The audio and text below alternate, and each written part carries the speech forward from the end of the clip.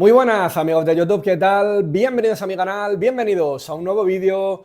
Justo hoy, hace 25 años, un 7 de mayo del año 2000, el Atlético de Madrid descendía a Segunda División.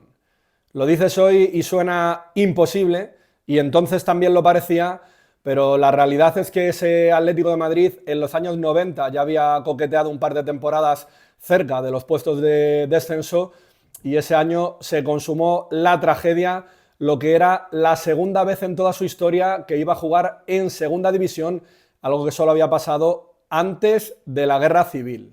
Y por suerte a los más jóvenes esto que estoy contando les sonará un poco a la prehistoria, algo que solo han escuchado de oídas. Y en este vídeo no voy a entrar en los motivos que consumaron aquel descenso, pero sí quiero hablar de la plantilla que tenía ese Atlético de Madrid, porque era un auténtico equipazo. Y quiero contar cómo, después de bajar a segunda con el Atleti, cómo continuaron la carrera de esos futbolistas y a qué se dedican hoy, 25 años después, los que por desgracia protagonizaron la página más negra de la historia del Atlético de Madrid.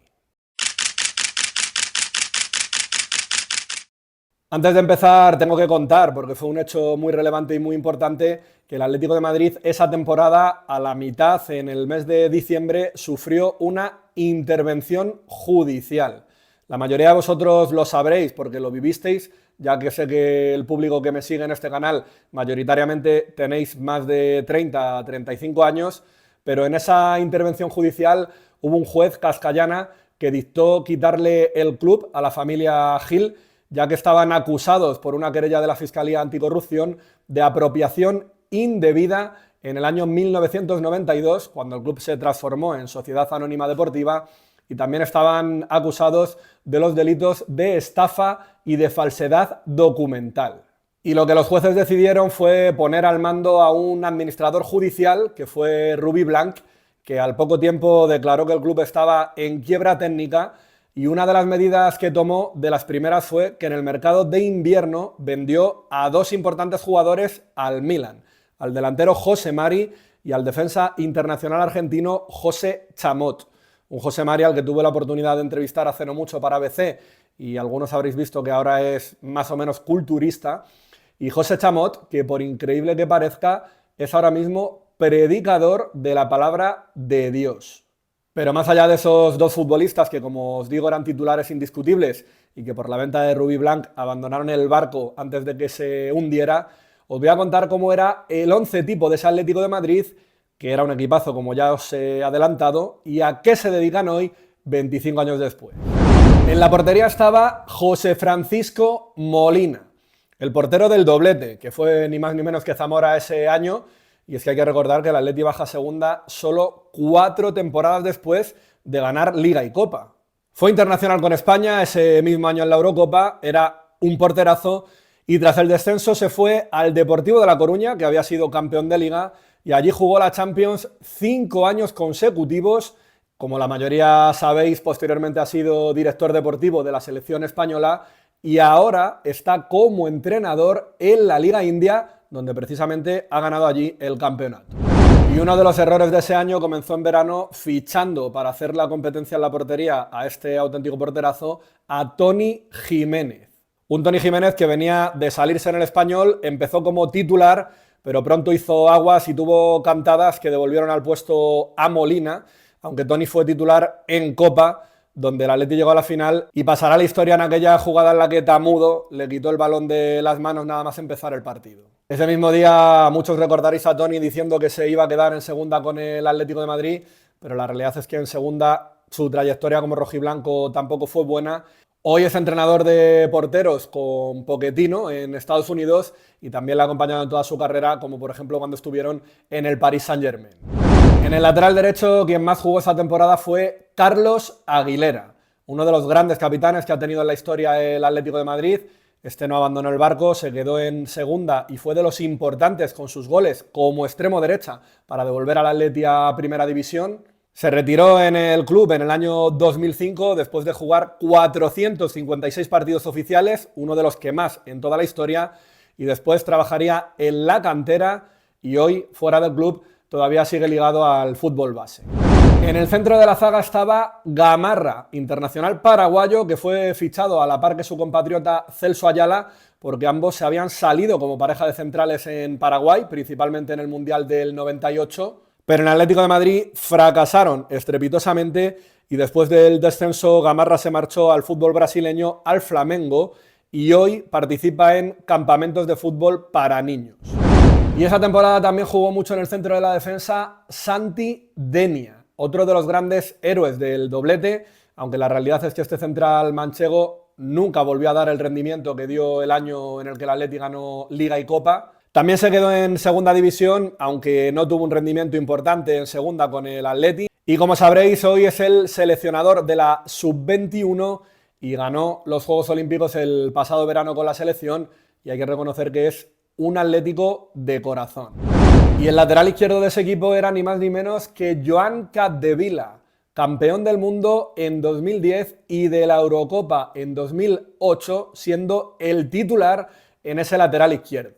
Después, junto a Molina, con el descenso se fue al Deportivo campeón de Liga, jugó allí 7 años y 5 de ellos, como digo, la Champions de forma consecutiva. Y nunca olvidaré que ese verano, antes de la temporada del descenso, le hicieron una entrevista en la que Joan Capdevila dijo que el objetivo del Atleti esa temporada era ser campeón de Liga. Al final la cosa acabó como acabó y Joan Capdevila a día de hoy, después de haber sido embajador de la Liga, es parte del equipo de relaciones institucionales del Español. Llegamos al centro del campo, donde como mediocentro estaba un canterano como Rubén Baraja. Fue uno de los jugadores importantes esa temporada, llegó a hacer 7 goles, pero al final del año se marchó por 2.000 millones de pesetas, unos 12 millones de euros, que entonces era dinero, al Valencia. En el Valencia hizo una grandísima carrera, allí estuvo 10 años y fue pieza clave en las ligas que ganó el Valencia en 2002 y en 2004. Ha sido 43 veces internacional con España y, como sabéis, a su retirada se hizo entrenador y hasta hace nada ha estado entrenando al Valencia, al que consiguió salvar de la quema la temporada pasada, pero este año, en cambio, ha sido destituido a mitad de temporada con el equipo en ese momento en descenso. Y por delante de Baraja estaba Juan Carlos Valerón, uno de los mediapuntas con más clase que ha habido en la historia de España. De hecho, fue 46 veces internacional y en esas 2 temporadas que estuvo en el Atlético de Madrid recuerdo como la afición le achacaba que jugaba mucho mejor con la selección que con el Atleti. Como Molina y Capdevila se fue al Superdeport de Champions y ahí estuvo 13 años. Se terminó retirando a los 41 y después se hizo entrenador. Llegó a entrenar al Fabril del Depor, pero Valerón ha sido un hombre al que nunca le ha gustado la notoriedad, que siempre ha preferido apartarse de los focos y actualmente se encarga de un equipo amateur en su localidad natal, en Arguineguín. Y en ese mediocampo también estaba Radek Weivel, internacional por la República Checa. Todavía hoy es el jugador checo con más partidos en la Liga Española, con 105. Le ficharon después de ganar el doblete como una versión mejorada de vizcaíno y le ficharon ese año para jugar la Champions. Y después del descenso del Atleti se fue al Lens en Francia y tras su retirada fue entrenador en las categorías inferiores de la selección de su país y comentarista en televisión. Y por la izquierda en ese medio campo entraba Santiago Hernán Solari, el argentino que fue de los pocos que cumplió en esa temporada, hizo 6 goles, le habían fichado la temporada anterior del River Plate, apenas tenía 23 añitos y tras el descenso del Atleti, pues como muchos sabréis, le fichó el Real Madrid. Ahí estuvo 5 años jugando en el equipo blanco, después se fue al Inter y como sabéis ahora es director de fútbol del Real Madrid. Llegó incluso a dirigir al primer equipo en la 2018-2019 y muchos habréis oído también que suena como principal candidato a hacerse entrenador interino cubriendo la salida de Ancelotti en el futuro Mundial de Clubes. Y arriba estaba uno de los mejores de la historia del Atlético de Madrid, genio y figura en el doblete del 96 como era Kiko Narváez. Uno de los mejores delanteros de España de los años 90, jugó la Eurocopa del 96 y el Mundial del 98, pero sufrió varias lesiones graves en los tobillos y a finales del 98 tuvo que parar en uno de sus mejores momentos y le operaron de ambos tobillos en febrero del 99. La recuperación se alargó más de lo esperado y cuando salió José Mari del Atlético de Madrid forzaron la vuelta de Kiko a finales de ese año 99 y fue un error porque Kiko nunca volvió a ser el que fue y aunque se quedó con el Atleti para intentar sacarlo de segunda y también pasar a la historia por ser el icono de esa campaña del añito en el infierno, pero finalmente el jerezano que salió de manera inmerecida por la puerta de atrás del Atleti. Y me dejo para el final al mejor, al delantero centro Jimmy Floyd Hasselbaink, el holandés que hizo una temporada increíble en el Atlético de Madrid. Era su primer año y marcó 24 goles en Liga, solo a 3 de Salva Ballesta, otro que sería Atlético posteriormente y que terminó Pichichi. Y hoy todos elogiamos a Julián Álvarez, que como debutante en el Atleti lleva 27 tantos, pero Hasselbaink esa temporada, entre todas las competiciones, hizo 35 goles. Fue con diferencia el mejor del equipo. Por detrás, en el aspecto goleador, solo le siguieron Baraja con 7 tantos y el mencionado Solari con 6, pero falló un penalti el día decisivo, ese 7 de mayo del descenso, en el Carlos Tartier, y se acabó marchando al Chelsea, que pagó por él 22 millones de euros. Y después de su retirada, Hasselbaink que se hizo entrenador, y de hecho en la pasada Eurocopa formaba parte del cuerpo técnico de Southgate en la selección inglesa que llegó a la final de la Eurocopa contra España. Y para terminar, el entrenador, que era Claudio Ranieri, el italiano al que se le fichó porque ganó la temporada anterior la final de Copa al Atleti de Antic por 3-0, pero desde el inicio las cosas no fueron bien con Ranieri. El Atleti comenzó perdiendo las 3 primeras jornadas, en casa 0-2 con el Rayo, fuera 4-1 con la Real y de nuevo en el Calderón 1-2 con el Celta. Nunca enderezó el rumbo y pese a ello le aguantaron mucho y no destituyeron hasta la jornada 26 tras perder 2-0 en Vitoria. Luego le sustituyó Radomir Antic, que en esta ocasión, como había hecho la temporada anterior, no pudo reconducir la situación, y un Ranieri que a sus 73 años sigue entrenando. Entrena a la Roma y siempre tendrá en su haber como gran logro el haber ganado la Premier con el Leicester en 2016.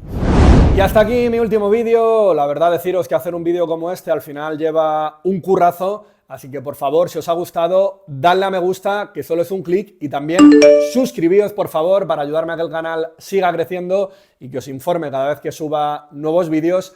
Y como siempre, lo más importante, quiero saber vuestra opinión. ¿Qué recuerdos tenéis de aquel descenso? A día de hoy os lo explicáis. ¿Qué causas creéis que fueron las que llevaron al Atlético de Madrid a segunda? ¿Qué os parecía aquella plantilla, super equipo, el que tenía el Atleti? Y de lo que hacen en la actualidad, ¿hay algo que os haya llamado la atención? ¿Algo que desconocíais?